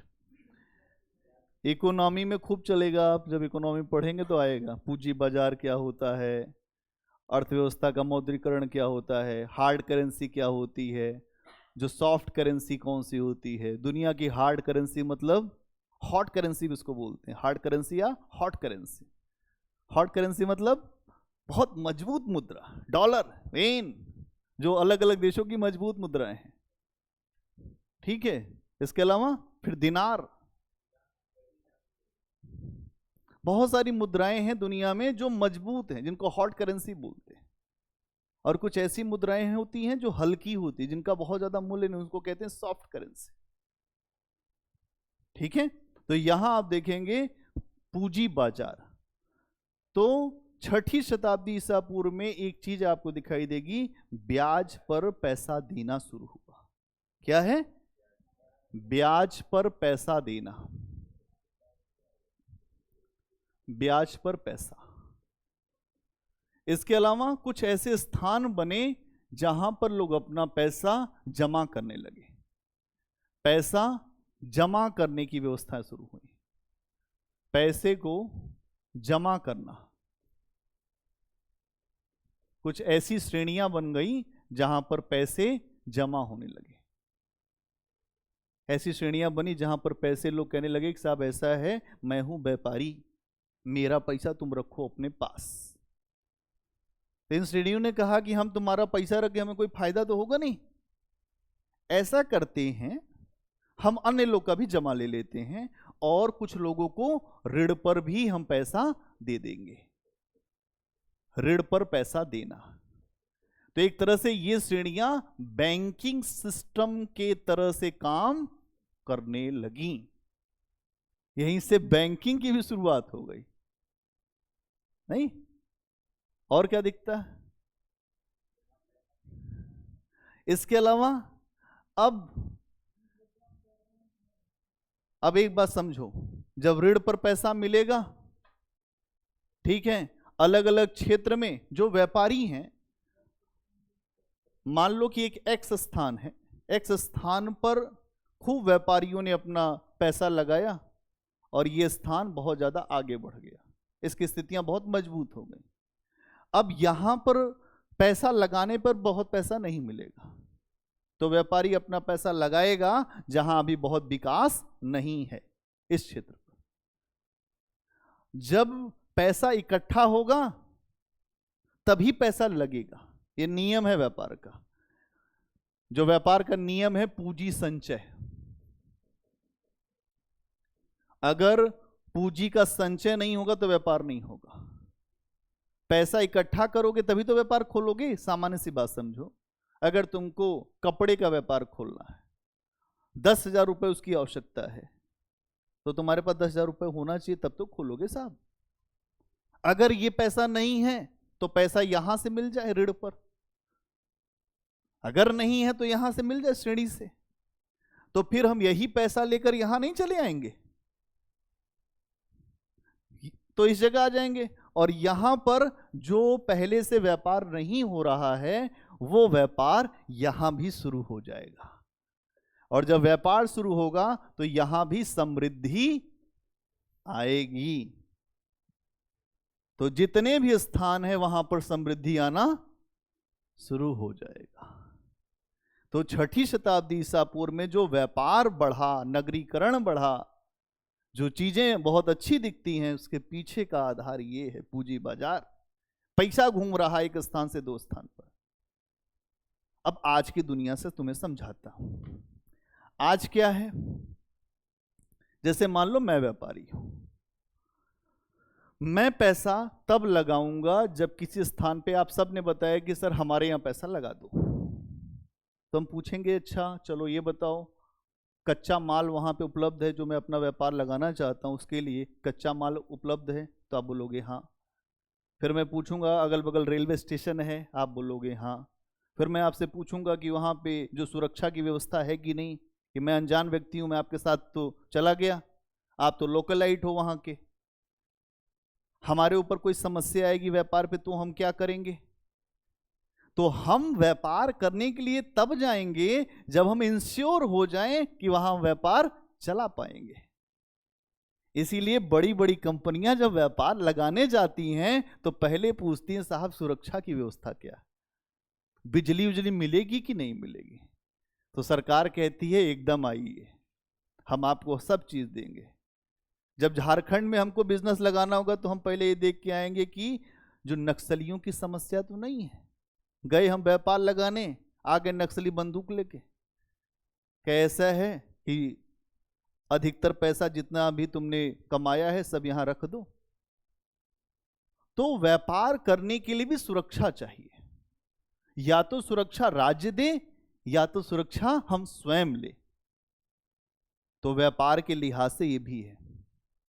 जैसे अगर आप देखेंगे तो दुनिया में सबसे ज्यादा कंपनियों की स्थापना कहां हुई, अमेरिका में। क्यों? अमेरिका में कोई इधर से उधर नहीं कर सकता।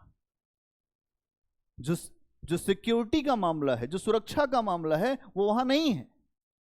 भारत में कंपनियां आती हैं तो हमेशा डरती रहती हैं, ऐसा ना हो जाए कि यहां के लोग ही विद्रोह कर जाएं।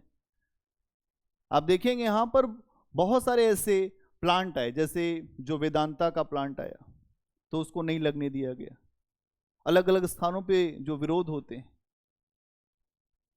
तो हम जब व्यापार करना चाहेंगे तो सिक्योरिटी भी चाहेंगे, सुरक्षा भी चाहेंगे। क्या बात समझ में आ रही मैं क्या बताना चाह रहा हूं? इसलिए अगर तुम मुझसे ये भी कहोगे कि सर वहां खोले, तो मैं नहीं खोलूंगा। पहले मैं उसका खुद जाकर ऑब्जर्वेशन करूंगा या ऑब्जर्वेशन करवाऊंगा। तो यहां पर अभी एक अच्छा माहौल है, एक व्यवस्थाएं ठीक हैं, तो यहां से जो ऋण पर पैसा जो इनके पास आया उसका निवेश यहां पर हुआ। इससे एक तो व्यापारियों की स्थिति मजबूत हुई, दूसरे इस क्षेत्र की स्थिति भी मजबूत हुई। बहुत बढ़िया। और क्या हुआ? अब आ जाइए श्रेणी व्यवस्था पर। एक चर्चा हमने और किया था, श्रेणी व्यवस्था। तो श्रेणी व्यवस्था क्या है, फटाफट आओ। श्रेणी व्यवस्था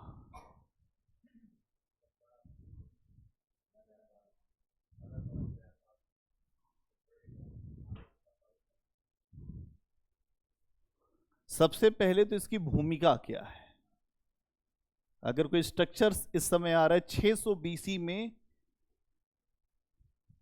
अगर कोई व्यवस्था आ रही है तो व्यवस्था कैसे आ रही है, क्यों आ रही है? क्योंकि अभी तक आपने देखा कि मुद्रा आ चुकी है, पूंजी बाजार आ चुका है, हर व्यवस्था हो चुकी है। तो आपको एक बात अपने आप समझनी पड़ेगी कि व्यापारी मजबूत हो गया है। क्या हो गया व्यापारी? पूरी दुनिया में अभी कौन शासन चला रहा है? व्यापारी। भारत में अभी व्यापारियों को यह लग जाए कि ये सरकार बदलनी हो तो क्या उनको जो समय लगेगा, 1 मिनट का समय नहीं लगेगा। व्यवस्थाएं बदल जाएंगी तुरंत, क्योंकि सबसे बड़ी फंडिंग व्यापारियों के द्वारा होती है। ध्यान समझना, आज पूरी दुनिया में कैपिटलिस्ट इकोनॉमी काम कर रही है, पूंजीवादी अर्थव्यवस्था काम कर रही है। अमेरिका कैसा देश है? पूंजीवादी देश है। जो सबसे ज्यादा महत्व किसका है? पूंजी का है। तो अगर आप इस बात को समझेंगे तो आपको यह समझ में आएगा कि व्यापारियों का सिस्टम बहुत ज्यादा मजबूत है। अमेरिका में जब भी नीतियां बनती है तो व्यापारियों से पूछकर बनती है, उनके लिहाज से बनती है। भारत में भी जब नीतियां बनती हैं तो इस बात का ध्यान रखा जाता है कि यहाँ के जो व्यापारी हैं, जो जो बड़े व्यापारी हैं उनका क्या सोचना है। इसीलिए आप देखेंगे कि अभी भी सरकार के ऊपर भी लगातार ये आरोप लगता है कि जो सरकार है वो अडानी को अपना सपोर्ट करती है। नहीं, ये बात इसीलिए आती है सामने। अडानी, अंबानी, टाटा, बिरला, बजाज, महिंद्रा, सब अच्छे अच्छे ग्रुप हैं भारत में। आप एक बार इनको कुछ भी बोलोगे तो ये अपना उठाएंगे झोरा झंडा और कहीं और लगा देंगे, और आपके देश में बड़े पैमाने की समस्या भी खड़ी हो जाएगी। तो यहां पर जो श्रेणी व्यवस्था है, इनकी बहुत सारी जो भूमिकाएं हैं। पहली भूमिका क्या है? आर्थिक भूमिका। आर्थिक भूमिका। इसके अलावा आप देखते हो इनकी राजनीतिक भूमिका।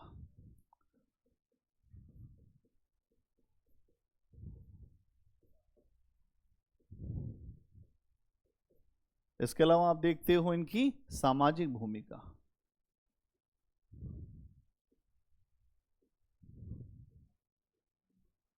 इसके अलावा सांस्कृतिक भूमिका।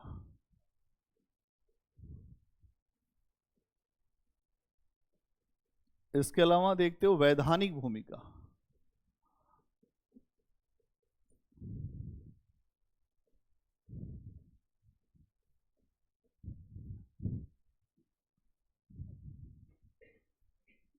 इसी स्ट्रक्चर से पूरी आपको बात एकदम समझ में आ जाएगी कि श्रेणियां क्या होती थी, क्या उनकी भूमिका होती थी।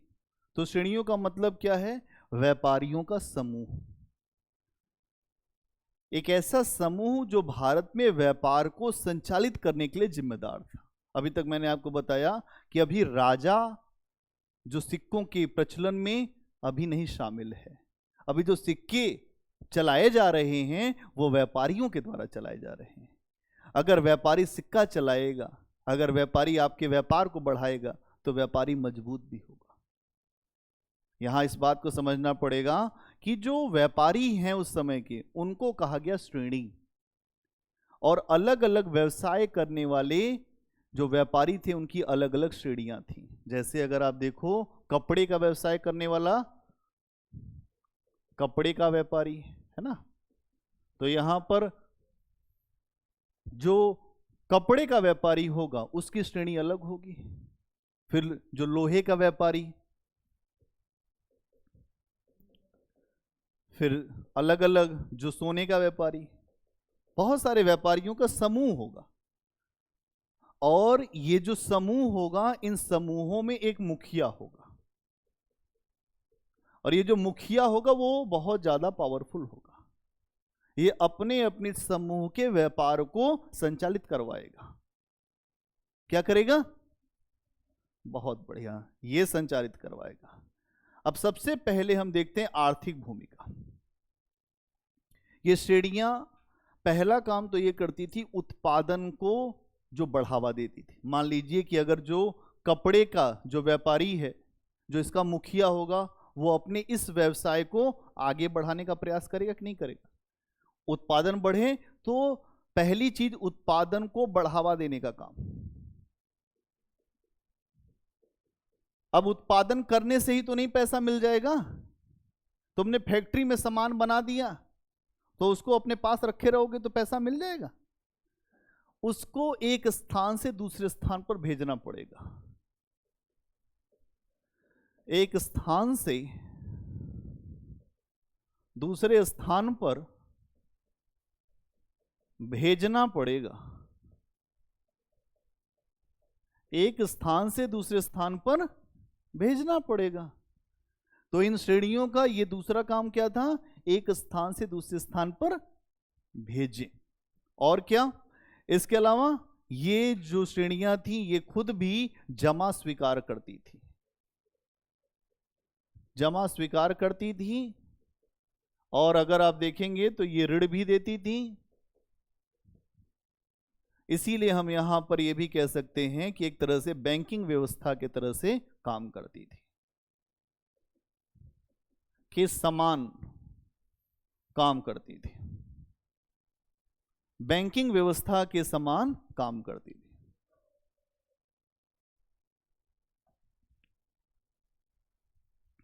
ठीक है। इसके अलावा आप देखते हो कि अपने साथ साथ ये जो व्यापार करने के लिए मजदूरों को भी शामिल करती थी, जो मजदूरों को भी शामिल करते थे।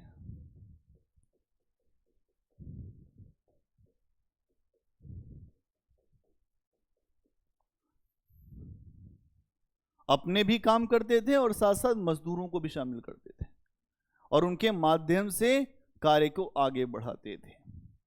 और आप देखेंगे इनका ये काम तो समझ में आ गया, ये इनकी आर्थिक भूमिका है।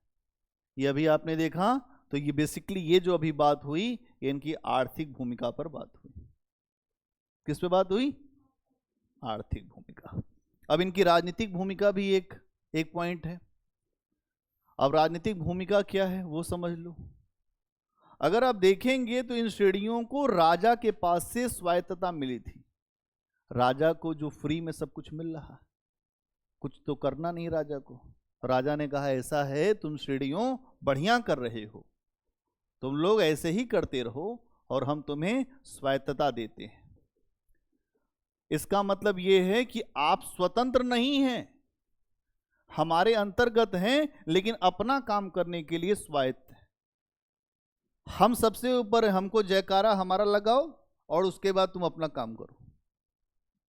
आओ हमारे दरबार में, हमको प्रणाम करो और कुछ हमको ला के दो पैसा वैसा और फिर तुम स्वायत्त। तो इस समय व्यापारियों के समूह ने खूब पैसा राजा को दिया, कहा ऐसा है ये पकड़ो पैसा, लेकिन अपने को चाहिए सम्मान और छत्र। आप देखेंगे इस समय जो श्रेणियां थी वो अपना रथ अलग से लेकर चलती थी, सोने का रथ, बढ़िया सोने का रथ लेकर चलती थी, छत्र एक आदमी पीछे लगा के चलता था। मतलब व्यापारियों का बड़ा वर्चस्व था। छत्र लेकर चलते थे, चवर लेकर चलते थे, इसके अलावा अपना ध्वज लेकर चलते थे, झंडा। तो ये काफी मजबूत स्थिति थी। अगर आप देखते हैं तो इनके पास अपना रथ, छत्र और ध्वज का रखने का अधिकार था। इसके अलावा इन श्रेणियों के जो प्रमुख होते थे ये अपनी निजी सेना भी रखते थे कि साहब ऐसा है हमें सेना भी रखनी पड़ेगी। इतना सब कुछ लेके चल रहे हैं, सोने का रथ हो और सारी व्यवस्थाएं, अगर कोई लूट लेगा तो आप देखते हैं अभी जो मुकेश अंबानी के पास इतनी बड़ी सुरक्षा जो किसी राष्ट्राध्यक्ष से कम नहीं है। ये उस समय भी था, आज भी है। व्यापारियों का जो मुखिया होगा उसके पास ये सारी व्यवस्थाएं होंगी। अब सामाजिक भूमिका। सामाजिक भूमिका अगर आप देखेंगे कि अगर आपके पास पैसा है तो लोग उम्मीद भी करते हैं कि आप कुछ जो दान पुण्य करो, और अगर आप नहीं दान पुण्य करते हो तो लोग आपको खराब कहना भी शुरू कर देंगे।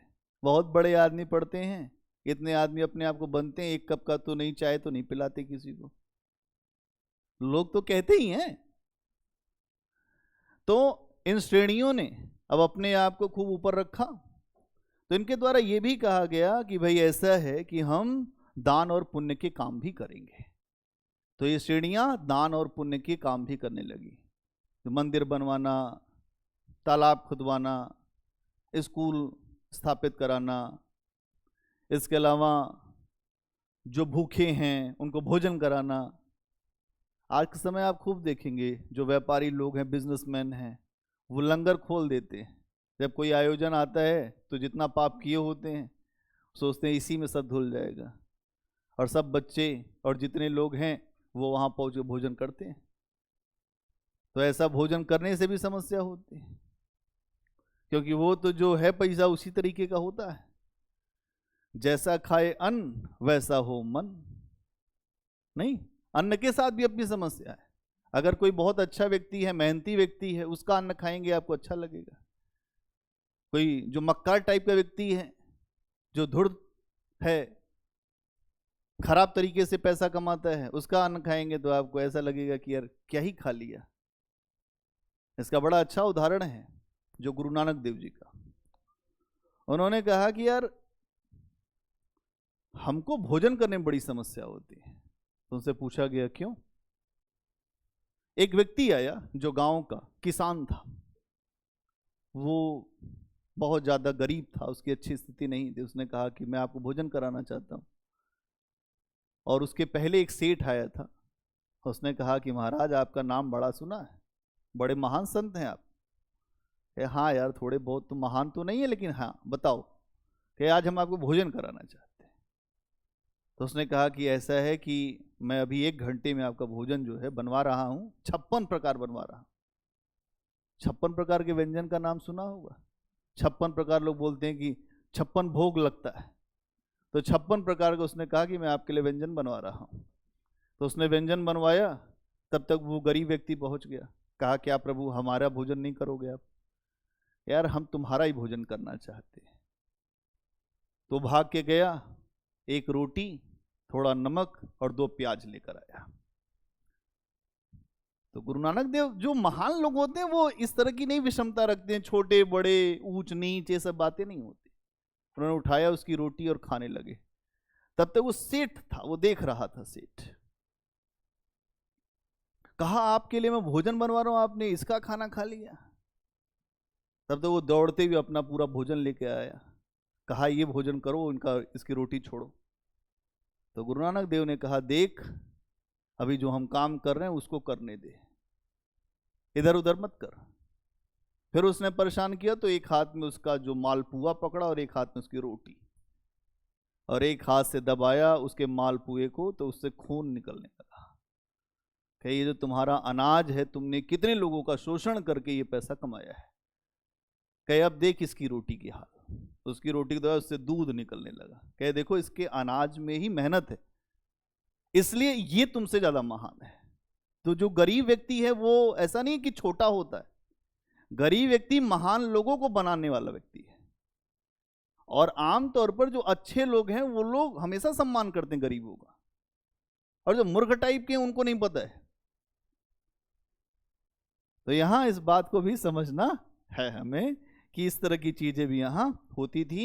और ये जो श्रेणियां हैं ये हर प्रकार के काम करती थी, चाहे वो दान का काम हो, पुण्य का काम हो, या स्कूल कॉलेज स्कूलों की स्थापना करना हो, या अपने सदस्यों को तकनीकी शिक्षा देनी हो।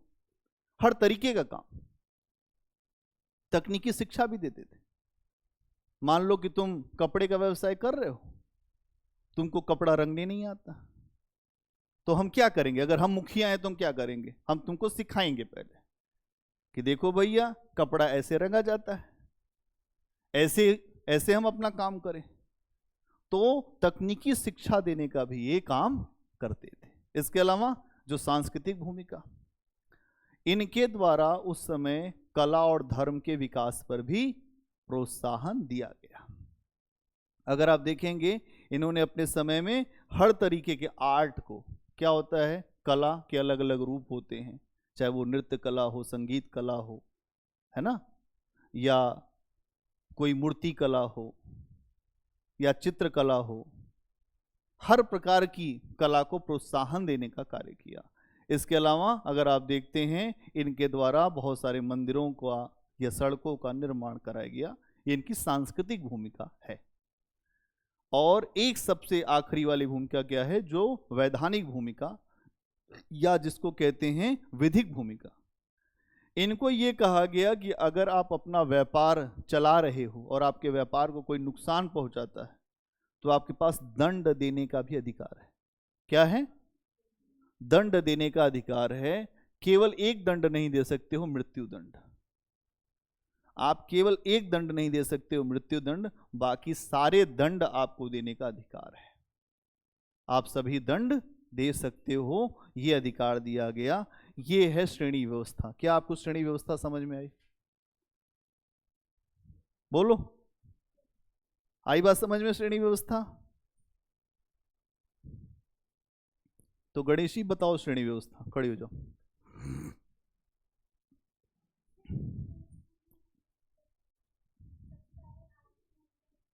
हम्म हम्म हम्म हम्म ठीक है।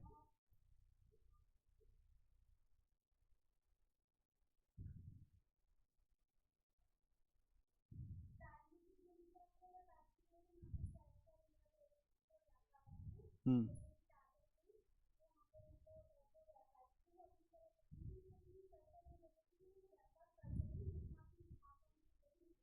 हम्म ठीक है।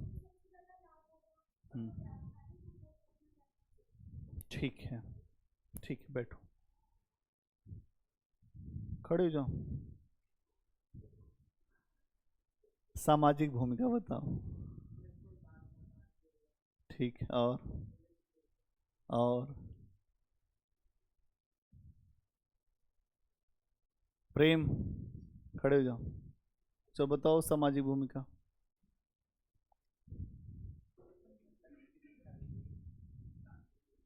हम्म हम्म और राजनीतिक भूमिका बताओ।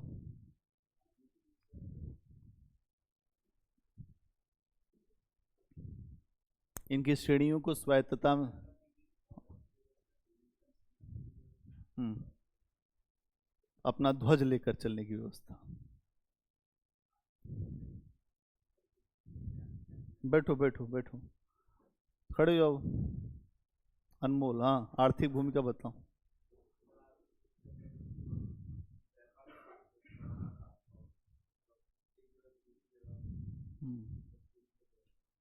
हम्म बहुत अच्छा बता रहे हो, अच्छे से बताओ। हाँ।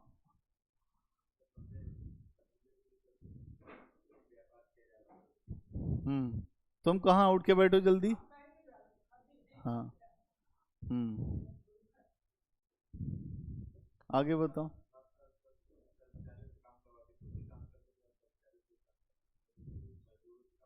हाँ, ठीक। और कुछ है? बैठो। मनीष, खड़े हो जाओ। आर्थिक भूमिका।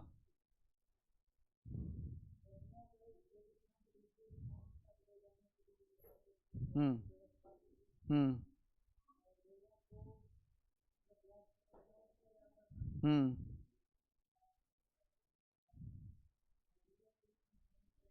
हम्म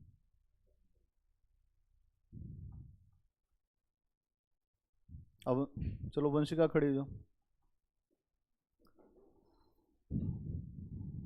जो विधिक भूमिका इनकी क्या थी? विधिक भूमिका,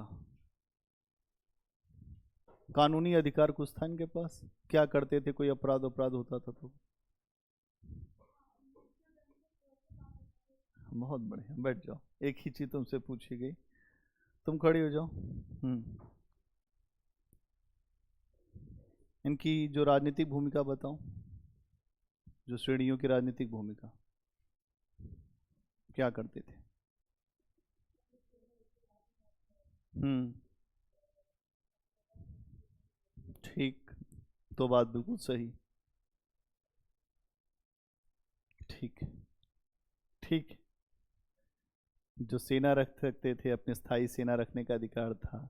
छत्र रख सकते थे, जो रथ रख सकते थे, ध्वज रख सकते थे। बैठो।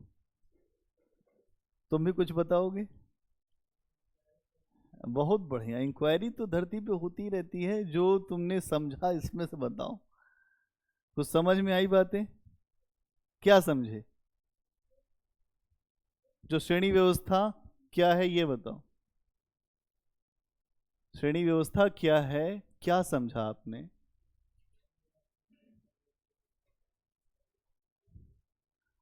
बहुत बढ़िया, बहुत बढ़िया बता रहे हो तुम, बहुत अच्छा। ठीक है, चलो अच्छा है, आज के लिए अच्छा रहा। अब कल हम लोग बात करेंगे इसके आगे। ठीक है, तो आप सब जो रिवीजन करके आना,